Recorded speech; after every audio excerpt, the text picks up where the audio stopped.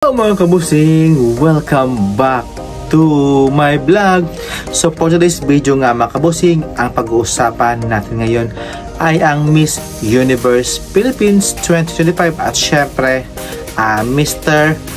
Pilipinas Worldwide 2025 na kung saan andun na nga yung mga candidates sa Tagaytay at syempre nag-fashion doon sa Aret.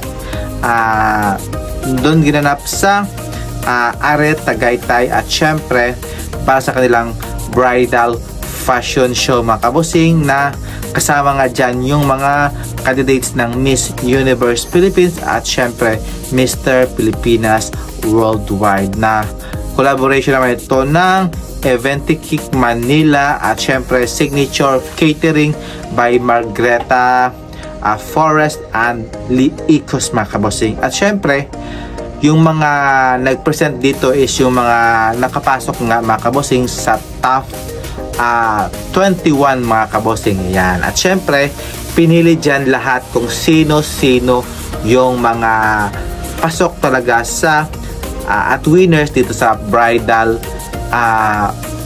fashion show nga mga kabosing. At syempre, ito na nga yung mga winners ng fashion show ng Aret Tagaytay mga kabosing at syempre yung nag-Miss Aret Tagaytay na nga yan is si Chelsea Fernandez Sultan ng Sultan Kudarat at syempre ang Mr. Aret Tagaytay naman si Kirk Bondad ng Baguio City. So ayan at syempre another awards naman ng Miss Eventic na si Eloisa Haod nga ng Laguna. At syempre, ang Mr. Eventic naman si Kirk Bondad ng Baguio City. So, sa male pageant naman yung candidates, yung isa lang talaga yung binigyan nila ng awards. Yan ay si Kirk Bondad. So, dalawa yung kanyang award.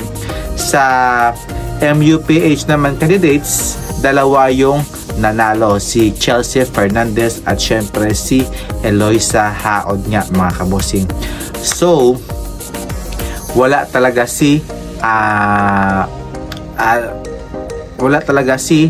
Atisa manalo. So ito talaga yung pinili ng mga judge mga kabosing para sa kanilang bridal fashion show na nga. So grabe talaga, ang ganda rin naman talaga ng performance dito ni Sultan Kudarat na si Chelsea Fernandez at syempre yung kay Eloisa Haod ng Laguna. Sobrang deserve din naman talaga nila itong may uwi yung bilang isang Miss Aret at syempre Miss Eventic mga kabosing. At yung sa Mr. Pilipinas Worldwide naman na si Kirk Bondad, deserve naman niya. Sana yung isang kandoon, yung isang titulo, sana ibigay naman sa ibang candidates, hindi lang kay Kirk Bondad. So sana dalawa yung winners ng Mr. Pilipinas Worldwide at syempre yung sa MUPH, dalawa talaga yung contestant yung nanalo dito. Yun na nga si Eloisa Haod at si Chelsea Fernandez.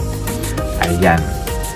So grabe mga kabosing na yung puksaan talaga dito at malapit na talaga yung preliminary competition ng Miss Universe Philippines. So ilang tulog na lang guys, 2 weeks na lang malalaman natin yung kung sino ang nag-perform talaga sa kanilang at syempre yung dugot pawis nila mga kabosing yung